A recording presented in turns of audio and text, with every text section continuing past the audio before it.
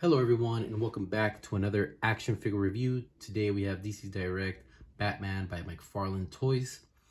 Let's go ahead and get into some of his accessories. He does come with a stand, which is really cool. I mean, it's just a simple stand. It says DC right there. Do get a peg. And it does come with a batarang, which it's a simple batarang, just, black. And I mean, it's got its own design and everything. Pretty cool, not bad. And then it does come with a read up. It says Batman, and then if you want to read it, you can pause it now. But let's go ahead and get into this figure. In all honesty, right off the bat, I'm gonna say that it's a very unique Batman figure, and design in and of itself, obviously, designed by the comic book artist, but the way they were able to do it in the figure, and the way the figure looks just by itself is just absolutely amazing. I absolutely love this Batman figure, and I don't know why I didn't have it sooner. So let's go ahead and start with the face sculpt. Now the face sculpt itself, really good, clean.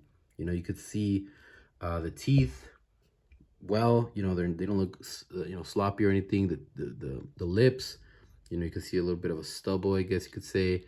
His eyes, good. His cow's got all these different lines and outlines and whatnot, the same as his neck. And you come down to the torso, you got all these crevices around the armor.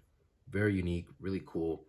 It looks like it's actual armor underneath, a suit, a cloth or leather suit or whatever. But yeah, and the bat symbol itself looks really nice.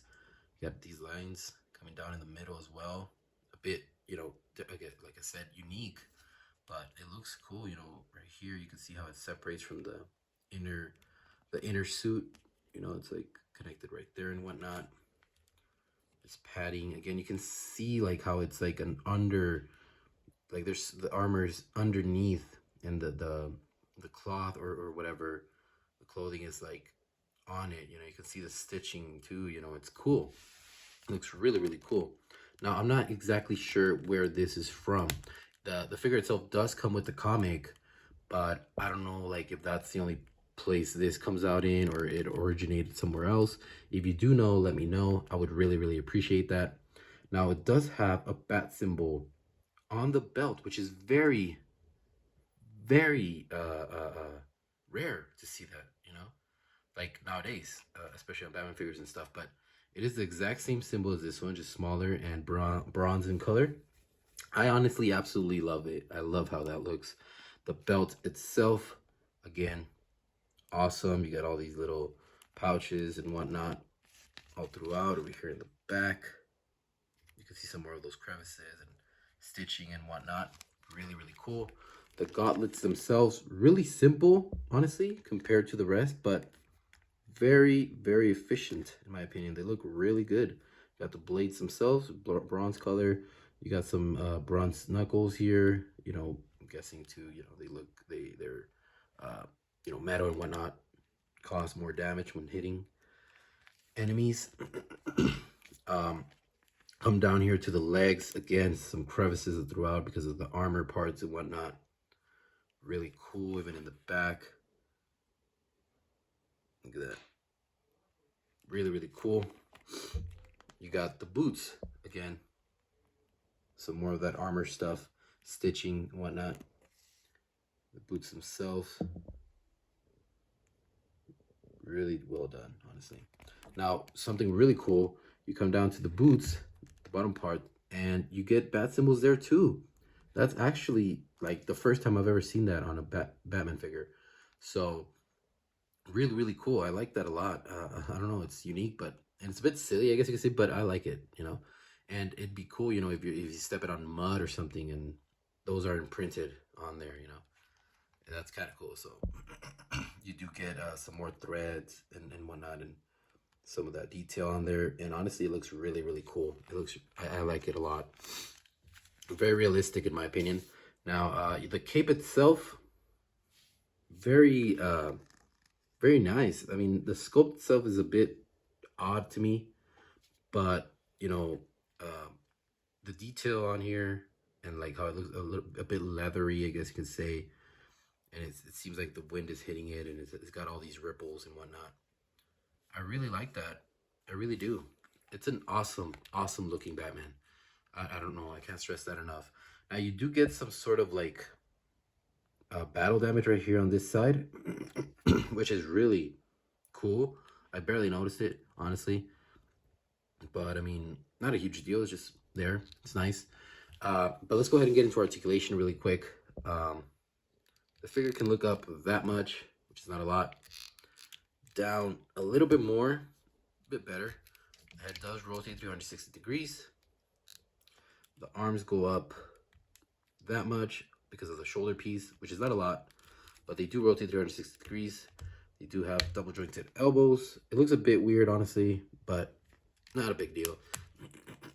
You do get a bicep swivel, forgot to say that, but you can rotate the wrist 360 degrees, and they do go up and down.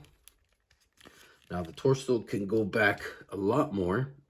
It does rotate 360 degrees, but cannot go forward that much.